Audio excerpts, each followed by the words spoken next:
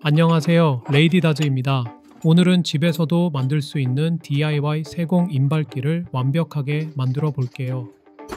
먼저 인발기의 기본 베이스가 될 작업대부터 준비합니다.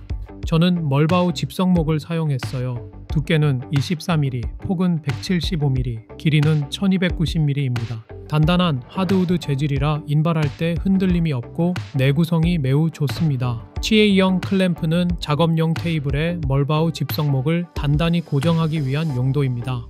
L자형 브래킷은 나무판과 L자 형태로 조립되어 인발할 수 있는 수직 지지대 역할을 합니다.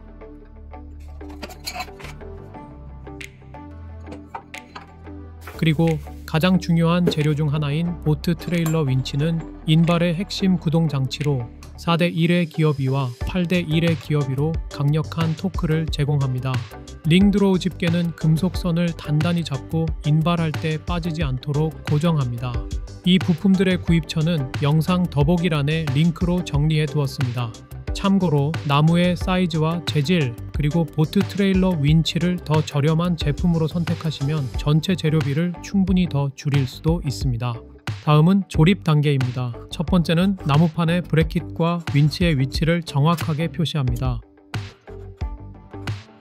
두 번째는 드릴 비트를 활용해 표시된 위치의 드릴로 구멍을 뚫습니다. 세 번째는 구멍 주변을 사포로 정리합니다. 이 과정을 생략하면 조립 중 목재가 갈라질 수 있습니다. 네 번째는 L자형 브래킷을 나무판에 고정합니다. 볼트, 너트, 와셔를 사용해 단단히 체결합니다. 와셔를 넣지 않으면 목자의 눌림이 생깁니다. 다섯 번째는 윈치를 나무판에 표시한 위치에 정확히 고정합니다. 브래킷과 나란히 설치해 인발선이 수평을 유지하게 합니다. 볼트로 체결한 후 손잡이가 부드럽게 회전하는지 확인합니다. 윈치 방향이 반대로 설치되면 인발선이 꼬이니 꼭 확인하세요. 여섯 번째는 CH형 클램프로 작업대에 고정합니다. 클램프를 최소 2개 이상 사용하는 것이 안정적입니다. 한쪽은 브래킷 근처, 다른 한쪽은 반대편에 고정하세요.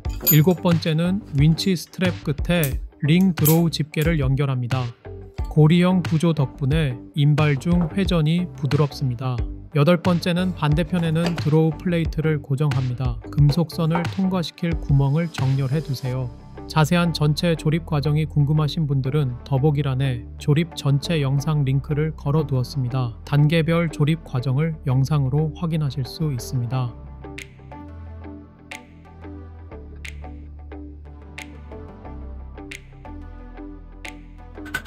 이제 실제로 인발을 해볼까요? 금속선을 링 드로우 집게로 단단히 잡습니다.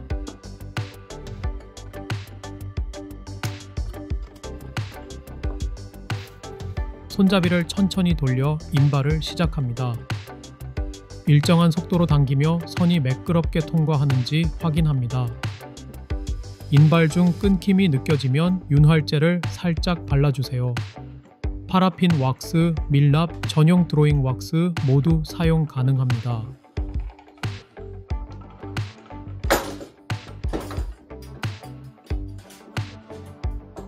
한 번 인발된 선은 강도가 올라가기 때문에 다음 단계에서는 반드시 어닐링, 즉 열풀림 과정을 거쳐야 합니다.